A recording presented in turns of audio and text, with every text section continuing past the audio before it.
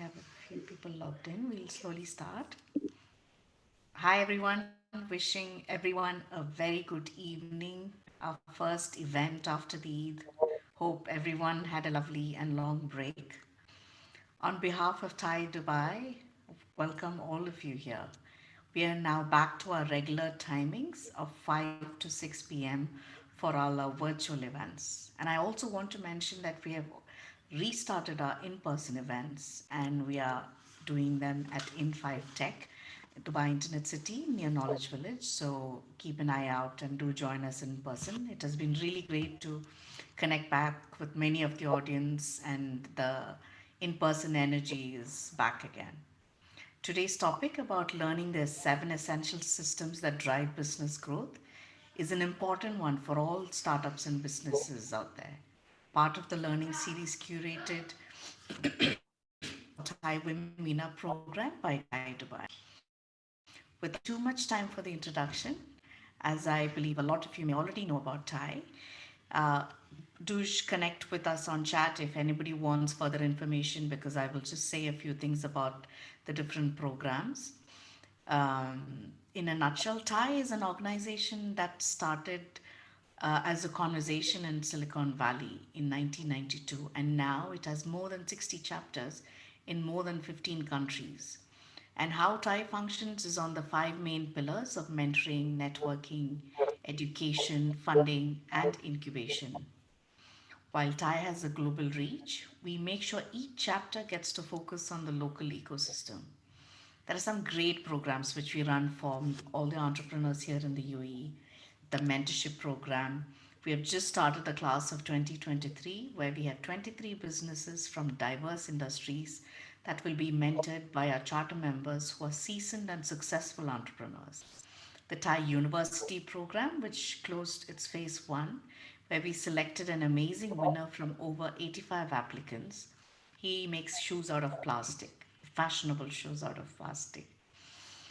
And I'm also very excited to let you know, Veena will say a little more, that the Thai Women MENA program is launched. The applications are open. It is an amazing program running on its third year that focuses on women led or co led companies. If you're not a women entrepreneur yourself, make sure you tell every woman entrepreneur you know to apply. So it's there on thaiwomen.org and on the thaidubai.org, the website. If you go to our LinkedIn, you'll find the link guiding you there. So Thai Dubai is the Middle East chapter of Thai, based in the Dubai Internet City, and has been around for almost 20 years now. The easiest way to be a part of this community is to like Thai Dubai across all our sorry, social media channels: LinkedIn, Instagram, Facebook, Twitter, YouTube. Just need to look out for Thai Dubai there. And moving on to the session for today, I'm more than pleased to introduce our Thai Women MENA program co chair, who will lead the conversation with Jen from Female Fusion. A serial entrepreneur herself, Veena started working at a very young age of 12 by opening her own dance school and went on to becoming a retail entrepreneur that was a for-profit social venture employing more than 600 women from rural India. That grew into a huge business, and now Veena works as a director, corporate business, and new ventures MENA, and in India for Ekagrata Group, a private investment group based out of Canada. She's also into angel investing and sits on advisory boards, and amazing mentor. And handing it over to you, Veena. Thanks a ton, Cecily. Um, Good evening, everyone. Welcome to another amazing session for Thai Women Dubai. Uh, I just want to add to what Cecily said about Thai itself. Thai Women is a global Thai initiative that started about 3 years back, uh, mainly to embrace, engage, and empower women and entrepreneurs across the globe. This program is aligned with TIE's pillars focused on fostering entrepreneurship. Now, it's a sector agnostic program and is basically focused on women led startups. Like Cicely said, if you are not a woman entrepreneur, please ask every friend of yours who's a woman entrepreneur to join this program, because it gives them access to not just an amazing group of mentors, investors, and other peers from here, UAE, it also gives you an access to the entire MENA region. And it's an amazing program. You get to meet so many people, so many other startups, and the ecosystem is so vibrant and growing in this region. It's going to be a pleasure for all of you to be a part of. I'm not going to take much time because I know once Jen starts her session, we will not want her to finish it. That's how it's as amazing as always. Jen, welcome to our session. I'm so glad to have met you a few days back. It's a pleasure to have you here on our platform. Um, I know you have been an amazing entrepreneur all your life, leading and exiting many large businesses over the past 25 years. But I'm most thankful to you for having started Female Fusion here in this region. I can see, because I'm a part of it, I can see the kind of energy you put into the group, the kind of things that you do with the group. Thank you. It's women like you who help women like us, all women entrepreneurs, to achieve our best. Thank you very much for being who you are. And thank you again for doing the session today. I'd like to start off, before you start your session itself, about the seven systems, because I think as entrepreneurs, when we start something, we are so focused on the things that we are good at. We forget so many other basic things. And many times when we realize that we are missing something, it's already a lot of time has already passed, and we may have actually ended up spending more money than we should on these basic systems. So that's why the session with you is going to be so enlightening for everyone to take note of. So please make sure you all take a lot of notes. But then please first begin with the story of your um, journey so far. I know you're a amazing cancer survivor yourself, and what you've achieved is just mind-boggling. So please take us through your journey and then start off with your session. Over Oh, thank you. Thank you so much, Veena, and thank you for such a kind introduction. For those of you who don't know me, and I've noticed in the chat box that there are a lot of our members from the Fusion Circle, which is our membership from Female Fusion. We have over 500 women that are in that group. So I just want to say a big shout out to everybody and thanks for their support. They're just the most incredible group of women entrepreneurs.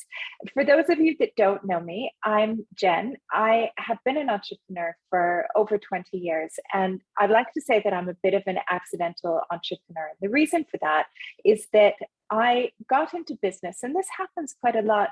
I didn't intend to have a business. I didn't intend to be an entrepreneur, but I had been living around Europe and I went back to the UK. I'm originally from Canada, but I went back to the UK and set up in the UK, and I couldn't find a job. I was not able to find a job anywhere. And the responses I kept getting from people were, you don't have a British accent, you don't have London experience, you haven't lived in the UK, and so we can't give you a job. And I was like, but I need a job. And I've done all of these great things. And I even had the CEO of the PR agency that I had worked with in Sweden. I was in Stockholm for a while, right to the CEO of the global PR agency that I was part of. And the guy was like, no, she doesn't have London contacts. She doesn't have London experience. Not interesting.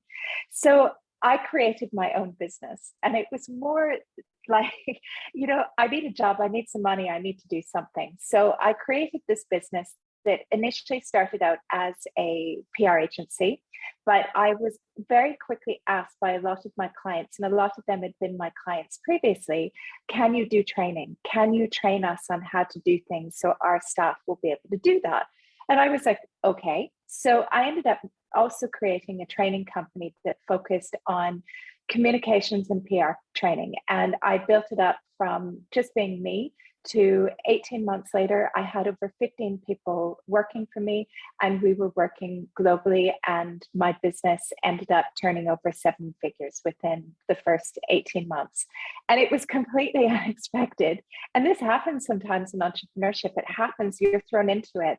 And I had to very quickly learn everything. And back then, there was no way that you could learn that.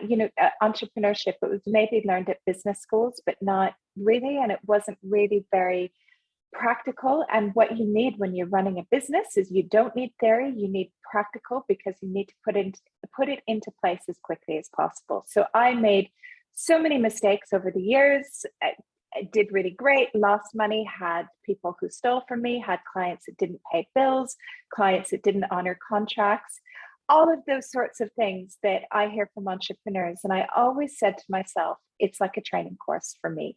It's an expensive training course, but, I've learned from that, and I can take from those mistakes or those failures, or maybe something that I didn't understand how to do, and I can learn from it and put it into place in my business. So after being in the UK, or had my office in the UK. That was the first one. I then opened up an office in Belgium. And then I was working a lot in the GCC region in Saudi and the UAE. And my business won a very big contract with the UAE government. But the UAE government was like, you need to come to the UAE. You need to set up a business. You need to be here. You need to be here for at least a year. And then you can go back to the UK. And I had every intention on going back to the UK. I came to the UAE, and that was over 13 years ago, and I have not left.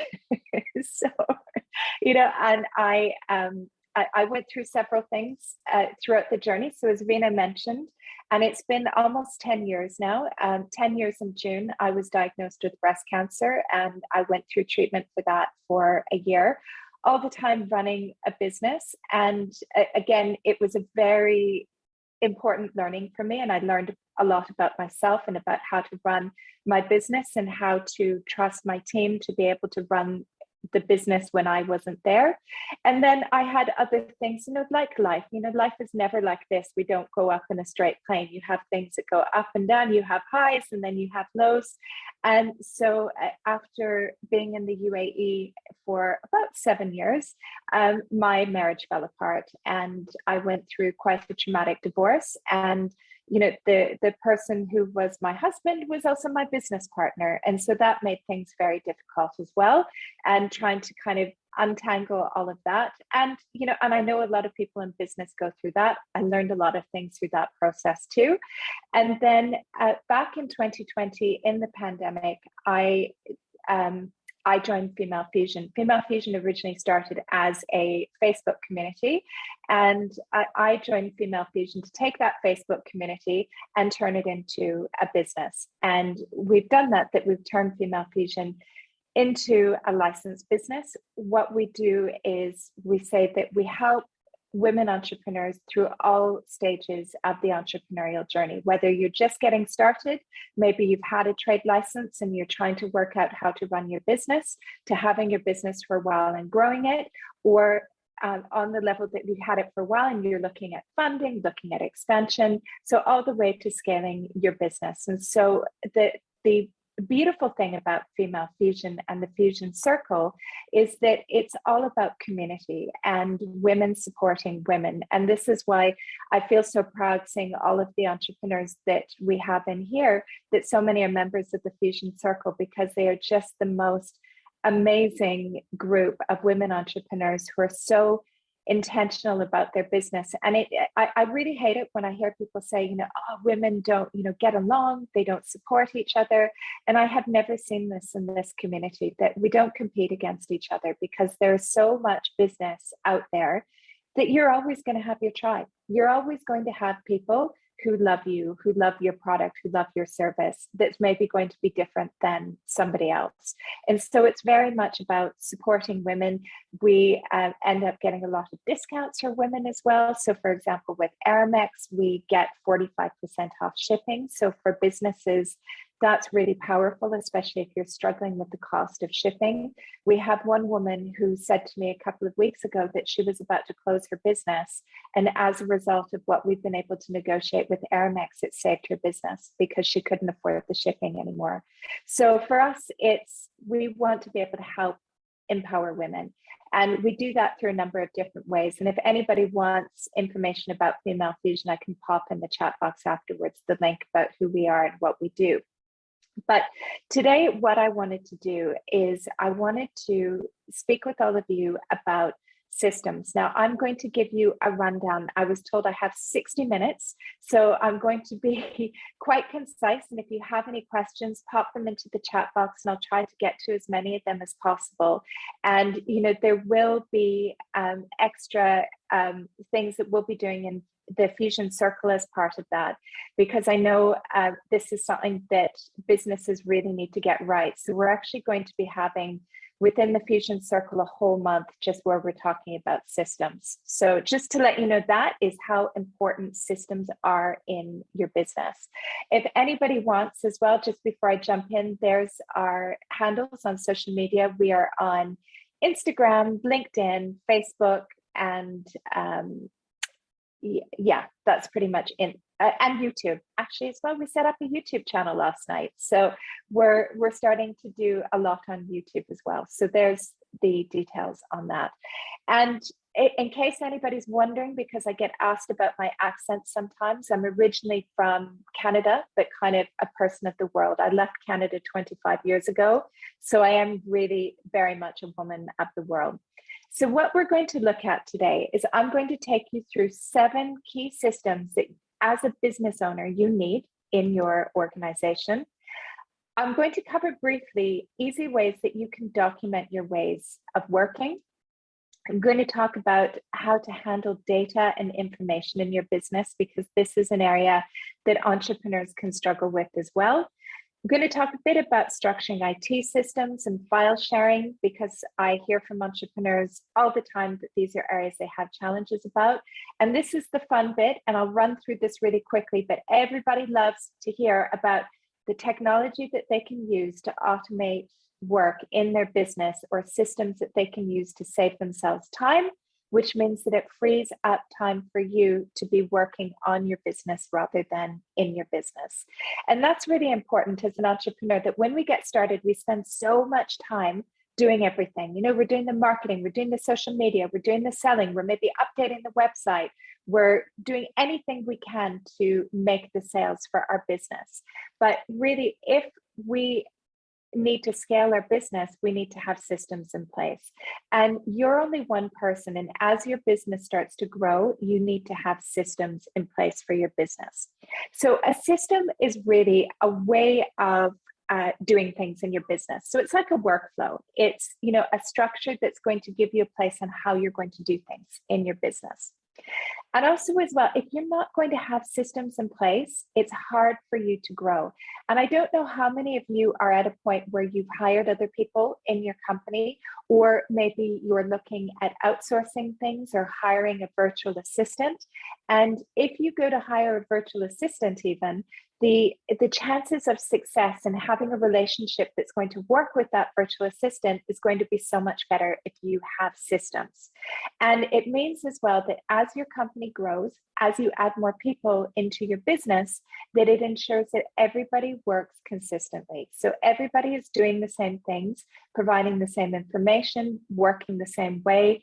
And that way, it allows you to really focus on building your business. And as an entrepreneur, that's what you need to be doing. You shouldn't be, scheduling your social media posts and sitting in Canva doing things and trying to sell and doing 100 different things in your business. You need to be starting to step back and be more strategic within your business.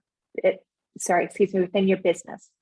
So the 7 systems that every entrepreneur needs. One is going to be operations. The other one is your finance system, customer and client management system, sales, people management, and that also involves your HR policies and procedures, marketing and PR, and legal. Now, all of these are key elements that we need as business owners to be able to run our businesses. Now, I'm going to take you through and just go through in a little bit more information about what each of these systems do and what you should think about. And I would love to hear as well, maybe when I go through these, pop in the chat box if you have any systems like this, or if you have any questions, or if you're unsure about how this works, because even though we're doing a webinar style, I'd love to hear in the chat box. I'll respond to you, I'll answer your questions. We'll be able to jump through on that. So the operational systems really covers the day-to-day running of your business. And that's going to be really looking at what systems you use. It's going to be your policies and procedures. It's going to be your data, how you use it. And it's also going to have things like your passwords, your logins, your key contacts. You would not believe the number of people who I speak with who don't have these in place. I'm really surprised actually when I hear entrepreneurs oftentimes don't have these operational systems in place to be able to run their business. And I'll give you a bit more details on how you can get this up and running. The next one as well is money. And oftentimes as women, this can be a bit scary. And I'll hold my hand up as well, that this is one of the things in the first years of my business. When I had my business, I did not do this very well. And I had a bit of a fear about money. And I had a bit of a fear about understanding the financial planning side of my business. But it's really, really important to know what your financial goals are and to really know how you're going to measure them and how often.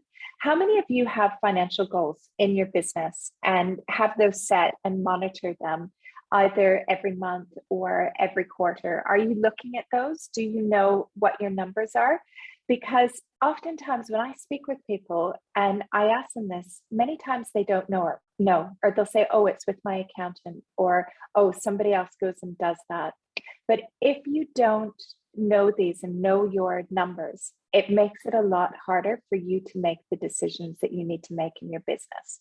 So it would help you decide if you will have the money to go and increase your marketing spend, or to know if you can hire another person within the business. So for example, for me, within Female Fusion, I am really on top of the money. We set financial KPIs, or key performance indicators, every month that we look at and we manage. And it really helps us in decision making and decision making fast. So for example, I had a meeting with our digital agency the other day, and we're in the middle of a campaign because we're changing our founder member pricing. It's not going to exist anymore. And so the membership price is going to increase. And so we have a campaign about that. And we were looking at numbers and they said to me, they're like, okay, we need to go and increase the budget because we want to get this sort of number. What do you think? And for me, it was a very easy decision because I didn't have to go back and look at the numbers, because I knew what budget we had available and what spend we had available based on our financial goals that we set within the organization. The other thing too is a number of organizations, small businesses, do not have a policy for invoicing, collecting money, and how they respond to requests for procurement or requests for proposals. I'll give you an example. I try to hire small businesses for everything, and especially women-owned small businesses, because I try, I walk the talk, so to speak. But I find that a lot of small businesses really struggle with the invoicing side of things, and I am consistently chasing to ask for an invoice. Sometimes it's taking people 4 months, and I'll WhatsApp them, I'll email them, and I'll go, where's your invoice? Yeah, I'll get to it. And then I think that they've just forgotten about it. And so if you don't have an invoicing process, you could be losing money on in the business because you forgot that you did that job or you provided that service to somebody, and 6 months later, maybe you realize and you invoice. So it's really important that you have a way that you invoice and how you collect money. And when you collect money as well, you need to have a system in place for that. So for example, let's say your invoicing is 30 days. So you issue an invoice and you tell the customer they have 30 days. When day 31 comes and you haven't been paid, what are you going to do about it? How do you collect that? How is the process? Do you send an email? Do you call? Do you follow up? Do you speak with the person that you did the work for? A number of businesses don't have that. And then I'll hear from companies and say, oh yeah, they haven't paid my bill for 3 months. And I'll say, did you follow it up? You know, how did you talk to people? Did you find out why you haven't been paid? And a lot of times people have just thought, okay, we're going to go and wait, they'll pay us the invoice eventually. Especially in this region, you need to be super tight on invoicing and collecting your money. And when it comes down to invoicing as well, one thing that you will find, especially if you're dealing with government entities, is that they will not accept an invoice until you have a purchase order. But sometimes the person who has hired you doesn't know that process, or doesn't know that you need to be onboarded with the procurement team, which could sometimes take up to 30 days before you can submit your invoice and get the purchase order, and then sometimes resubmit the invoice with your purchase order number on it to get paid. So it's all these little things that as you move on in your business, that you will be able to go and do that as well. So in finance, from the money perspective, is you need to have systems and software to use to keep track of that. And I'll talk to you a bit about some different ideas and areas that you can follow. How many of you have finance systems in place? I would love to hear, just pop in the chat box. I know we have lots of people here, but everybody's being a little bit quiet. I know it's the end of the day. Next area is the customer and client management perspective. So that is how you as a business are servicing your customers. And how are you managing things like complaints, requests for refunds, exchanges, maybe problems or defects, maybe also as well requests for information and also praise. So to give you an example, again, within Female Fusion, is we have systems mapped out and language that we use for different things. So if somebody complains, what do we do? How do we follow up? We don't normally get complaints, so we're very lucky on that perspective. But let's say, for example, how do we deal with refunds? What is our policy with refunds? How do we communicate that to our members? All of these sorts of things I've heard from some people, and I've seen this as well. Let's say, for example, you buy something and there's a problem with it or a defect. Just think about how companies have responded to you for that. I heard an example the other day of a small business where they provided a goods and it wasn't up to standard. And the person requested a refund and said, look, I don't like this. The quality is really poor. It's not what you promised me. I would like a refund. And the person went and responded and said, no, you're going to have to send the product back to us and we'll give you a credit note. And it's little things like that, okay, maybe you think that it will protect your business, but you also have to think about your reputation for that as well.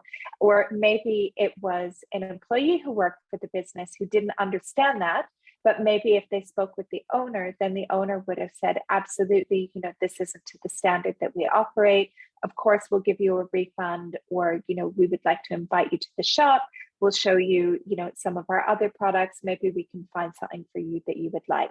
So if you have a process for this, it ensures that everybody is consistent, because I'm sure you can think of times when you have dealt with a company and you haven't been happy with how they've managed one of these things and how they have communicated with you. And sometimes it could be that maybe just the employees haven't been trained or don't have the information. So this is not supposed to say finance systems. I'm very sorry. This is supposed to say sales systems. But this is your sales system. Sorry. So your sales system, what does your sales funnel look like? And I don't know if any of you know what a sales funnel is, but it's basically like a funnel where you have the big bit at the top and it gets narrower and narrower as you get closer to closing the sale with your customer. So what does it look like before you sell to somebody? What does it look like afterwards? How are you going to make adjustments if it's not working? And what software are you going to use to keep track of things as well? So it's really important that even when it comes to things like selling, that we have a process in place on how we're going to deal with that. Same thing with marketing. How are you managing your marketing? And again, you should have documentation for this, but how you do it, because the more organized you are and the more that you can systematize it and have a strategy behind it, the easier it is for you to really be able to scale your business. So, and that goes from, how are people hearing about your business? How are you engaging with your customers through marketing? What software are you using to manage all of that? How are you engaging with them online? How are you engaging with them offline? And all of those things from a marketing perspective are really important. Now, as a small business, and I struggled with this in the beginning as well, people management, when I speak with entrepreneurs, this is one of the things that they find really, really, really challenging, is how do you manage your staff? And that could range from everything on how you hire and your hiring process to how you are onboarding employees, how you are handling the performance management. Now, I don't know if you know what performance management is, but that is how do you deal with your employees if maybe things aren't going as well as what you would like them to go. So that would be like your performance review, sitting down and talking to them if they're not doing what they should be doing, looking at having disciplinary processes. You need to have a documentation for that. And also as well, how do you do regular performance reviews? How do you track that? Do you track your sick leave and holiday time for your employees as well? How is that managed? And there are systems that can help you manage it, because oftentimes entrepreneurs, you're so busy running your business, doing things, that you don't know how much holiday Betty in your company has, or Fatma, or how many sick days that they've taken. And if you're able to go and have a system behind that, it makes it very important. And the same thing as well for offboarding employees. Now, we're always going to have people who are going to eventually leave and want to leave. And I always believe that everybody has a right to choose. Everybody has a right to grow within their business, and people aren't going to be staying with you forever, right? And so you want to be able to have them leave, so they're going to have a positive view about your organization. So if you have a system for that and a system behind that, that makes it so much easier as well to manage. I'm sorry, I've noticed I've got like a big light shining. I'm sitting by a window and the sun is just adjusted. If you give me 1 second, let me just close the window a bit so you don't have the sun shining straight on my face, because I think I look a little bit strange there. Let me see if that looks a little bit better. Sorry about that. Yes. Okay, I'll sit like that. Okay, great. So that's really important from that. Legal systems, oh my goodness, super important. And this is where you need to have legal agreements in place in your business right from the very beginning. That could be if you have a partner, you want to make sure that you have systems for how you're going to have that agreement with your partner, how you're going to manage contracts with employees, with freelancers, with clients, customers. Also as well, creating non-disclosure agreements as well, having terms and conditions. And if you're an entrepreneur, you need to have terms and conditions, especially on your website, and especially if you're selling anything, you need to always have those terms and conditions. Don't go and copy something off of the internet.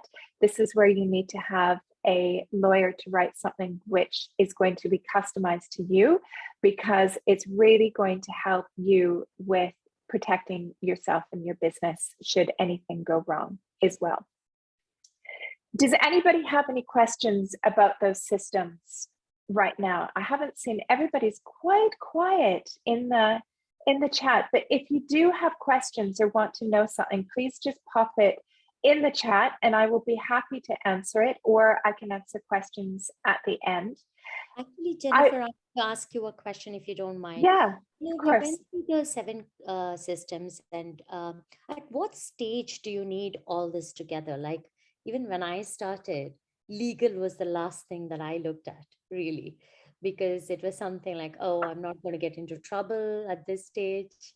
You know, I'm not so big. And before I knew it, it was the most important thing. I mean, Of uh, course it is. And and I said, sorry, go ahead. no, so at what stage do you kind of need all these seven systems to be operational? Look, I think as if this is something that is a work in progress, and you should be consistently updating because our business changes, right? And so, for example, even for us, as organized as we try to be, when your business grows, your systems need to change with you.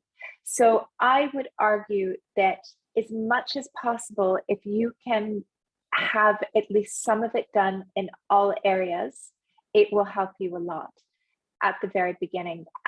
If you don't have any staff working for you, then the people HR side won't be so important. But the moment that you start hiring people and scaling and growing, that all of a sudden becomes very important as well. And so that you want to be able to have tools and software that's going to help you manage that. So for example, when you're looking at potential software that you might want to invest in for your business, that you might think, okay, I don't need the people side now, but I will in, let's say, maybe 6 months. And so does this system have a holiday tracker or a sick leave tracker? Or can I upload, track performance reviews and let me know when performance reviews are up and when I can do them? So if you can look at having something done in all of those areas in the beginning, it helps you a lot. Now, I would argue, like what you pointed out, Veena, I think that the legal system is probably one of the most critical ones in the beginning. And it makes me feel really nervous when I hear that people are doing work and not having a contract for that work. And, the thing is they go, oh yeah, but a lawyer is really expensive. But, the problem is a lawyer in your view might be expensive, but what's going to cost more if you don't have a contract, or you don't have the right contract, and your client or customer doesn't pay you? How is, you're going to have no recourse because you didn't have the right contract in place. So lawyers, especially in the beginning when you're starting out, terms and conditions, 100%, contracts as well, and also non-disclosure agreements if you need that, especially if you have anything that is confidential.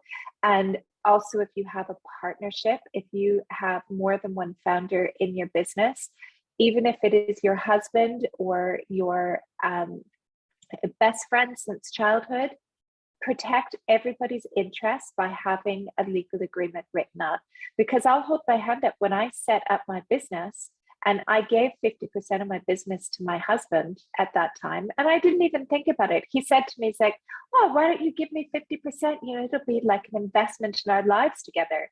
I was 28 years old. I didn't know anything. I was like, okay, yeah, whatever. But then when we split, there was no definition about how we could separate the company. And so that's where you always want to think about what the worst is that could happen and protect yourself with that. And I know there's an incredible lawyer who's also part of TIE as well, Bianca Gracias. I don't know if she's in here today, but Bianca supports women-owned businesses immensely within this region and helps them with getting things like that. And everybody in the Fusion Circle knows Bianca because she supports them as well. Yeah, everybody's giving Bianca love because within the Fusion Circle, she helps them a lot. She's amazing. Yeah. Yeah. And in fact, just adding to that, Jen, I think when we as startups, especially female entrepreneurs, when we hire a team initially, we almost act as though they're doing us a favor by joining us. Yeah. And so you don't want to have anything that says, if they say, okay, I want to take off, you don't want to have any contracts with them saying that, oh my God, okay, you're just working for me. That's good enough for me. That's another mind Yeah. that I see very often with women entrepreneurs. It's almost like, thank you for joining me. You're doing me a favor. Yeah, and I think that's really important, because you want to make sure that you set that relationship up in the beginning, that it's fair and that the communication is there at the beginning. Of course, you're going to be working quite closely with that person, but you also need to make sure that you have the employer-employee relationship too, because you need that person to do a job. And if you act like, oh yeah, they're doing me a favor by working for me, that they're not going to deliver for you what you need. And this is why it's really important that you have a very clear job description and you have key performance indicators for those jobs, and you review those several times and you look at that. And we do that within Female Fusion as well. And we're very clear and very transparent about that, because it helps everybody succeed if you have the right information and you're clear and they know what the expectations are. The same thing as well, even for things, I really push people to be fair and transparent. So even, for example, when we've hired for positions, I always put what the salary is. I'm very clear, because I want to say, this is how much the salary is. It's either a range, or this is what we're paying. This is what the job is. If you don't like that, don't apply. And a lot of people have contacted me and said, thank you for being transparent, because people don't say that. And I thought, I don't want to waste somebody's time. I've identified my budget, and this is why being on top of your money is good. I've identified how much money I have for that role. I know what the value is. I don't care about the nationality. I don't care about anything. All I care about is, can the person deliver the work? And if they can, then this is what the value is that we as a business are paying. And so this is one thing that I would recommend to people, that you will have a better quality of candidate who applies, because they will know what it is, and you'll save yourself time. You don't want to interview somebody and then have them say that their job salary expectations was double what your budget is. So it's fair on both sides as well, I would say. We've been asked by Bhavna, she said, would you recommend work with freelancers for finance and legal systems for early stage startups? 100%. So look, you don't have money to hire people full time. If you do, that's amazing, but most entrepreneurs don't. And so you will most likely be outsourcing your finance. And some people are really scared of this, that they think hiring an accountant is going to be really expensive. And it depends upon the size of your business. That normally for smaller startups, you're looking anywhere from a few hundred dirhams up to maybe 1,500 dirhams a month. It depends on how many transactions you have, how complicated, all of that sort of stuff. But it's really important to have that in the beginning, because if you have your finance systems right, it helps you make better decisions. The same thing as well with legal. We mentioned Bianca, who's a superstar. There's also other lawyers within the region as well. And I always recommend, when you're looking to hire people, don't just hire the first person you talk to. Always get 2 or 3 quotes and compare them and see what people are offering to you, so you're able to find the one that best aligns with you, because the company that worked for me might not work for you. Vina, for example, might have a very different need for an accountant compared to what I need. And so her accountant might be great for her business, but it might not be good for my business. So that's where you want to find those people that will suit you and your business. Any other questions for me, Vina? Yeah. I see in the chat box we're clear. I don't know if you want to ask anything. Yeah, Laura has asked, can you recommend some of the softwares that we can use to support us in any of these systems? I think that's what you're I am, yeah, that's going to come up near the end. That's everybody's favorite part. And so then you're all going to have shiny object syndrome and want to go out and get it all. Yeah. Okay. So how are you going to do it? Okay, so this is a little bit what we were just speaking about with Vina. And what I would suggest, because look, this takes time and it is a work in progress, but I want you to understand what is possible so you can start working towards it. Because remember, where you are today is not where you're going to be a month from now, or 6 months from now, or a year from now. So just imagine if you started doing this today and took a little bit of action every single week, that maybe within a few months to 6 months, you could have all of this systematized so it will make your business run much smoother. So I would suggest, first of all, what you need to do is you need to do a bit of an audit. And that is where you're going to identify what kinds of systems you need in your business. And having the 7 areas, look at those and say, what's the most important? What do I really need right now?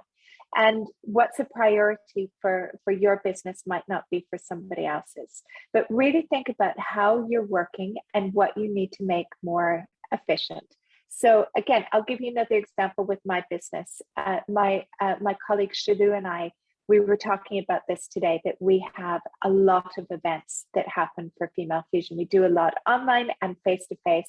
And we're always brainstorming about, oh, is there a system for this? And we were talking today going, right, so do you think, could we come up with another system for events so we could automate this a little bit more, and we could have more email templates, and we could make it so it would be easier to manage? And this is where, if you have those conversations within your business, that it makes it much easier as well. So look at what's a priority right now. And then once you get that, how is everyone going to access it? So some companies will do it where they'll just have like a Word document or an Excel document where they'll say, you know, sometimes it will be like an employee handbook, but I wouldn't recommend an employee handbook. And the reason is, you know, like when we've started jobs before, they hand you the employee handbook, it's in front of you, you got it, and they go, here you go, this is how our company works, read it. People will have it, they'll look at it maybe in the beginning and they won't use it again. So I always recommend to have a living document, technically something a bit more like a website or an intranet or something cloud-based that can constantly be updated, because as a small business owner, you're going to be changing things all the time. And in that, I like to have, when we map out all of these systems, is we'll look at having a general overview of what that system is. Then we'll have any sort of links to resources maybe that you might need to have with the system. Oftentimes we'll create video tutorials. I love Loom. I don't know if any of you have used Loom, but Loom is also free, and you can also have Loom where it's paid. I have the paid version because I create so many Loom videos, and it allows you to record your screen, and then you can share a link with that person, or you can download the video and give it to them. And then we'll have step by step, like step 1, step 2, step 3, step 4, about how you do it. And then in the end, we'll have a checklist to follow. So let's say, for example, we have a process about how you deal with a new customer in your business. So you've got a new customer. What do you do when you have a new customer? Is there an onboarding process? What information do you send them? Do you need to give them any details? And then we would have a checklist that the person would need to check at the end to make sure that everything is done. And when you do that, and especially as you expand, it helps you so much in your business to be able to run it as well. So I always suggest to bring the people involved in the process or way of working into the discussion about that. Maybe even get them to write out what the process looks like and to create the videos as well. You don't have to do all of it unless you are the only person in your business.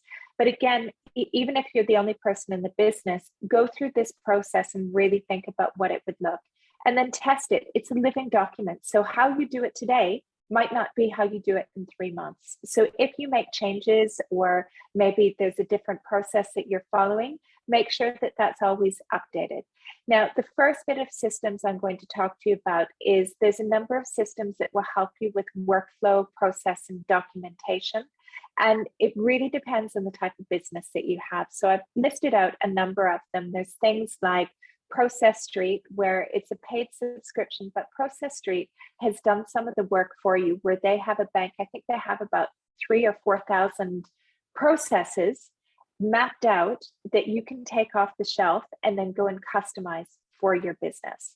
So if you're somebody who doesn't really like to write and or maybe isn't sure about how to do things, that maybe something like Process Street would be good. I do believe as well that they have a free trial, so you could always go and get some of the processes in the beginning and then use them or see if that works. There's other things like Smart Process or Write.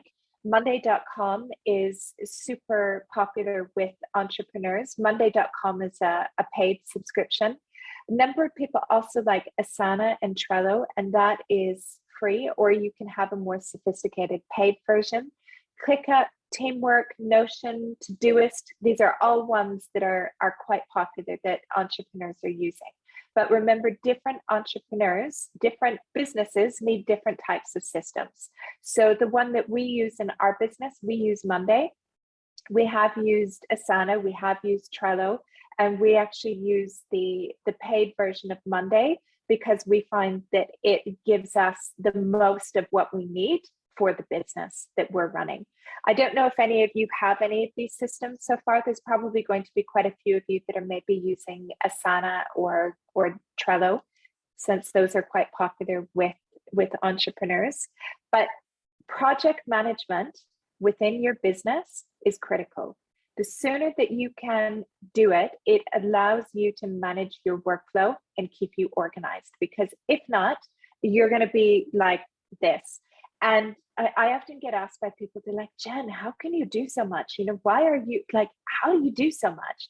And one of the reasons why we can do so many things, for example, within Female Fusion, is that we've automated it. We have systems and processes for everything, because then it allows us to focus on the business, running the business and moving forward.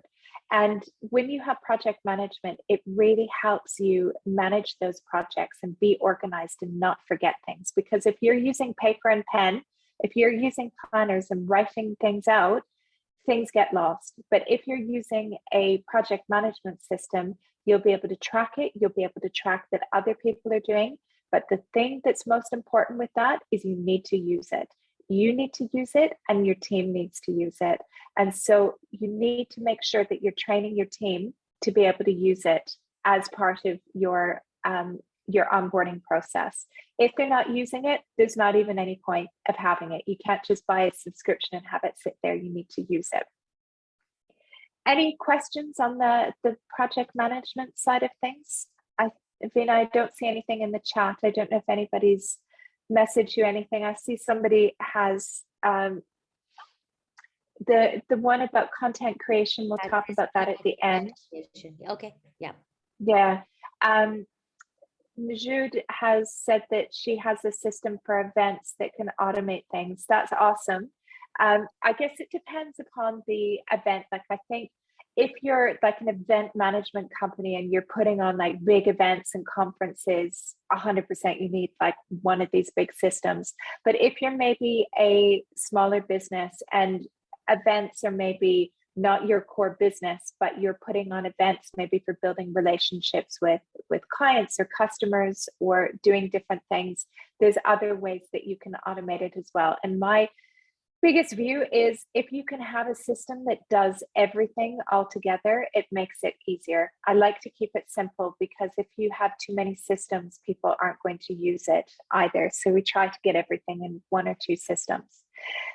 Data management, super important as well, and many times gets forgotten. How many of you just save your business files on your computer and that's it?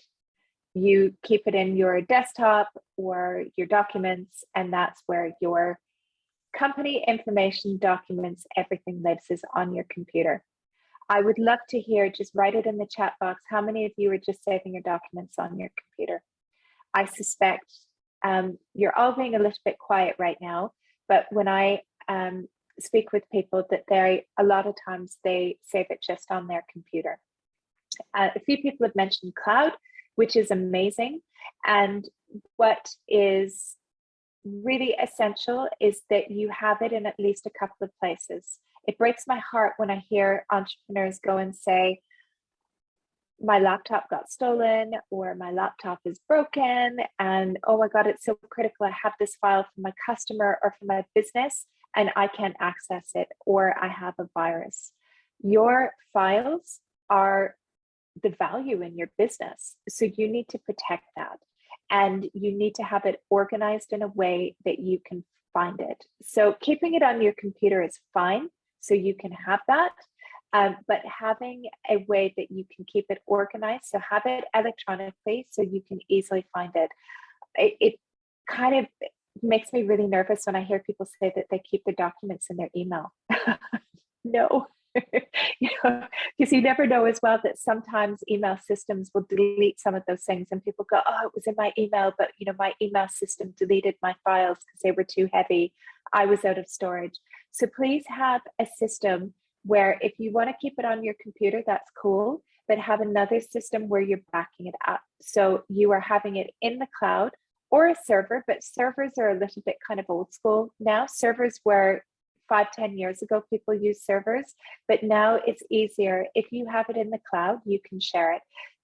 The most common places for cloud storage is Dropbox, Google Drive, and iCloud, but there are other ones as well. But those are kind of the three most popular ones for entrepreneurs. But make sure that you have a way that you're able to go and store that. And also as well, as your business grows, you're going to have passwords for softwares and different systems that you're running in your business. How are you protecting those passwords? And how do you make sure that they're secure? So for example, we use a system called LastPass, and we store all of our passwords within the company there. And anytime that somebody needs a password, they just log into LastPass and the password is there. So these are tools that really save you a lot of time. But please, if you're just using your computer, investigate how you can keep a copy of everything either on Dropbox or Google Drive or iCloud or some other cloud storage that you'll be able to access. But with your electronic filing system, Naja's just asked me LastPass. I'll write it down. Sorry about my accent. Oops. Sorry, I'll write it to everyone here. It's LastPass. There we go. So within your electronic filing system, I like to be organized. I like to be organized with everything. So again, do you have folders where you can clearly find things? So I have, for example, a folder that has my statutory documents in it. And in this region, because I know we have people joining us outside of the UAE, you get asked for every kind of documentation all the time. So don't have it saved in different places. Have a folder on your system that is your statutory documents. I've been asked about, please share a way to logically categorize folders. This is just what I'm talking about right now. So I would say you need a folder for your statutory documents. You need a folder for your HR. So that's your employee files, your any ID scan copies that you need to keep. So you can, your contracts with your employees, anything that you need from there. You also need a file for finance where you keep everything related to maybe VAT, any reports, any information that your accountants need. You also have a folder for marketing or marketing and PR, and you keep all of your marketing and PR there. When it comes to legal, you want to have a legal folder so you can find your NDAs, your confidentiality agreements, your customer agreements. You want to have your files there so you can find them. Now, as your business grows as well, as you start to pitch for bigger projects, you will often get asked for things like policies that you have in your business. So what's your environmental policy? What's your health and safety policy? What's your anti-bribery policy? And I hear from businesses, they're like, I don't know what this is. I'm a small business. I don't have these sorts of things. And this is one thing where you don't need to have somebody write it for you. You can search the internet, see what is out there on the internet, and go and adapt it to your business. So, because oftentimes what's happening with these is that it's like a box ticking exercise that they want to show from their procurement that they're hiring companies who are acting responsibly, and they want to hire companies that act responsibly in that way. You also want to have a file for your customers or your clients. And oftentimes as well, if you're, let's say, for example, if you're writing proposals for a number of businesses, if you're a services business, you might want to have a new business folder or a sales folder as well. Now, I was asked about if how you would organize it for a client. Now, again, this is where you want to have a consistent system for organizing that. So when it comes to clients, for example, I would have a folder inside there that would, let's say, for example, if you had written, like maybe you had written a strategy for a client, you want to have a folder for that. You want to have a folder for background information that the client shares with you. You need to decide what's going to be relevant for your business, but create folders so it's not a big mess within there. Okay, and have backups, as I was saying. So have at least 2 places where you're going to keep your information. So then if you get locked out or you lose it, that you'll be able to go and find it again. So make sure that you keep your information secure at all times. Have backups, but keep it secure. And just a little point, because I know a number of small businesses rely on social media, and you're relying on things like Instagram and Facebook. Do make sure, please, please, please, that you have 2-factor authentication turned on so you don't get your account hacked or stolen, and don't click on any links that you don't know about. And I know it sounds really simple, but you know, it gets forgotten about and people lose their accounts. So password protect everything. I just have to break in here. We just have about 2 minutes more because we need to stick to time. So if there is anything Sure. important that we'd like to go through. Sorry about that, guys. I know, like I said in the beginning, I wish we could have a 2-hour session with Jen, because this is one of the most important things. But you have access to Jen. Please reach out to her. Is there anything important that you have after this, Jen? Please do share. No. So this was my last slide. I had saved some of the tech and automation, and I know everybody wants the tech and automation, but I think do you want me to do that really quickly? Yes. Okay, we're going to do a really quick thing about tech and automation. So as I said before, make sure that you are finding the right tech for your business. Every company has a different systems that's going to work for them. Make sure that you are having a website that takes digital payments, that you have a payment gateway which is working for you, and you are using accounting software to keep track of things. If you are VAT registered, make sure that whatever you are doing is issuing VAT invoices. So if you're trading online and you're issuing invoices online, make sure that those invoices are VAT compliant, because if you don't issue a VAT invoice correctly, it's a fine of 5,000 dirhams per invoice, which could close your business down pretty quickly if it's not done. Email software, it's really important to make sure that you have good email software. Popular ones with entrepreneurs are things like MailChimp, ActiveCampaign, MailerLite, Flowdesk, and ConvertKit. If you have an e-commerce business, Klaviyo is really a big one for e-commerce businesses. And some platforms as well have email, which is built in within it. Now, we got asked about content creation. And when you're looking at content creation, you have the design side. So things like Canva, Adobe, Spark, and Photoshop allow you to create your own images for free or for a very cheap paid subscription. Image libraries that are free is Pexels, Unsplash, Pixabay, Canva, and Shutterstock gives you some free as well. And creating videos, you can do great videos on Loom and Zoom. And also look as well at how you're going to schedule your social media. Meta Business Suite is free. That's native in Facebook, but that's only for Facebook and Instagram. Other popular ones are things like Later, Planoly, Canva, Hootsuite, Sked Social, and Socialbee are also used as well.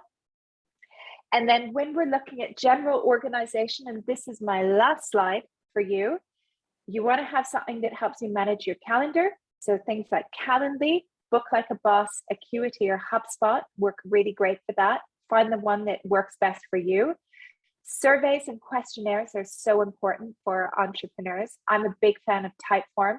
You do need a paid subscription though. Also as well, Microsoft Forms, Google Forms, SurveyMonkey, things like project management. Again, we've already talked about the project management one. My little favorite one, Otter.ai. I don't know how many of you know this, but Otter.ai is something that you can speak into and it will write the text. So if you find it difficult to write, you can use that to write and then you can go and edit it. And then another little tool to connect it all together if you can't get integrations is a system called Zapier. Now, I give you 3 points about what you can put into action today. You need to have a project management system, you need to have a filing system, and you need to start working on standard operating procedures in your businesses, which are steps or processes which are going to help you to do those specific tasks in your business. So I have finished on time, a little bit over. There's how to reach me. People are asking how they can reach out to me. So here's my details there. There's my email address. And if you want to join Female Fusion, there's our website on the very bottom as well. Jen, thank you so much. As always, this was amazing. I learn so much from you every time I attend your sessions. Thank you very much for being such an inspiration to all of us. And we look forward to having you over very, very soon. For everyone here, thank you again for attending this amazing session. I know we could have gone on for hours more, but please do connect with Jen. And of course, please register for our Thai programs, because this is what you get. You get access to a huge pool of mentors, investors, and people who can help you grow your businesses, and a complete connect to the ecosystem in the region. And if you're a female entrepreneur, don't forget to register for our pitch competitions. We look forward to having our global finalist and winner from this region this time. And we really hope that you can join us for our future sessions. Payal, if you could run the poll before we end the session, it'll be great to have all your surveys. Thank you, Jen. Thank you.